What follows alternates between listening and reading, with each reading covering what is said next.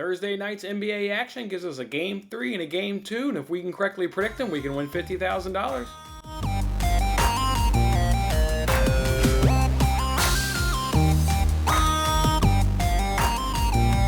Hey, what's going on, everybody? It's Jason Mattis with Winning Bets.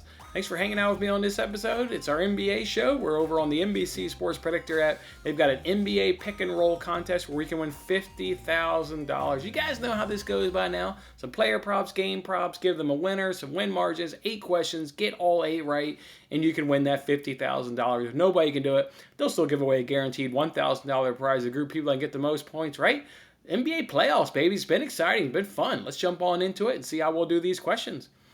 All right, so question 1 is which player is going to score the most points? I'm going to go ahead and go with Kevin Durant. He's the best player amongst these players, but he's also the player that I trust. Some of these other guys, I just don't quite know how much I trust them. You know, you get the Clippers stars, but will it be Leonard? Will it be George? I'm not quite sure. If it's the Nets, it's going to be Durant. Yeah, I mean, Irving will certainly chip in, and he'll get his, but Durant is the focal point of that offense. He's the one that has the ball in his hand and is scoring the more points. So I trust him. He's the best player. I'll go ahead and say Kevin Durant for number 1.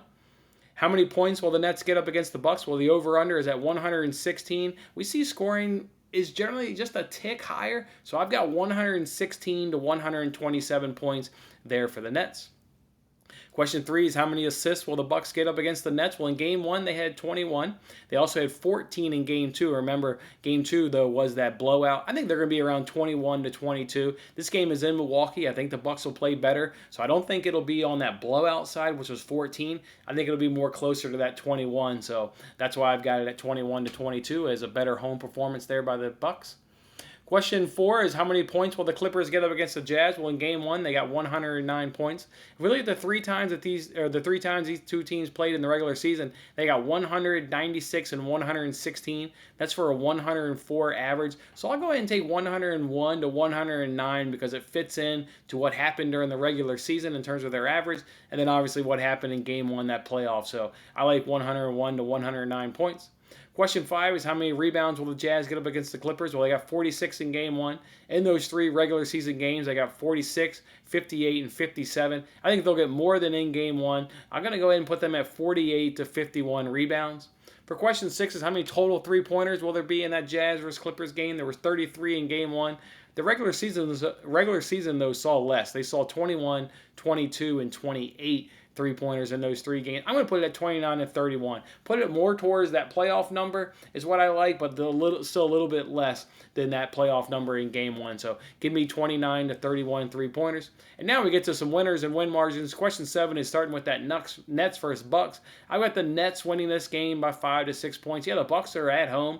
They're going to play better. I think they put in a better performance, but I just don't think it's enough to beat this Nets team. They're just too better on both sides of the court, and they've got the best player on the court. They've got the best scorer on the court. All of that is in Kevin Durant. So I like the Nets winning a road game, better contested. It'll be better than Game 2. So go ahead and give me that Nets win the game by 5 to 6 points.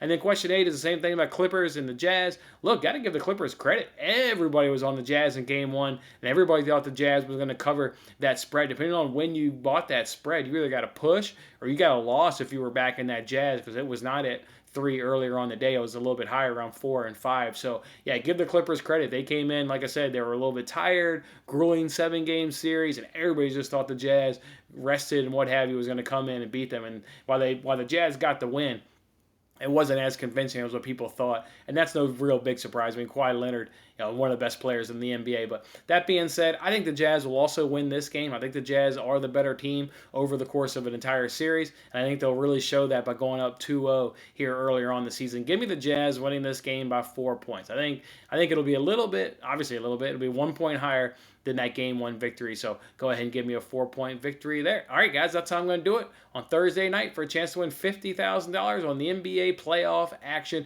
Go ahead and hit that like button. And as always, I wish you good luck on your picks. See you on the next contest. Thanks for watching this episode of Winning Bets. I'm Jason Mattis. I'll see you again when we are celebrating the wins and making more winning bets. Don't forget to like, comment, share, and subscribe for more winning bets.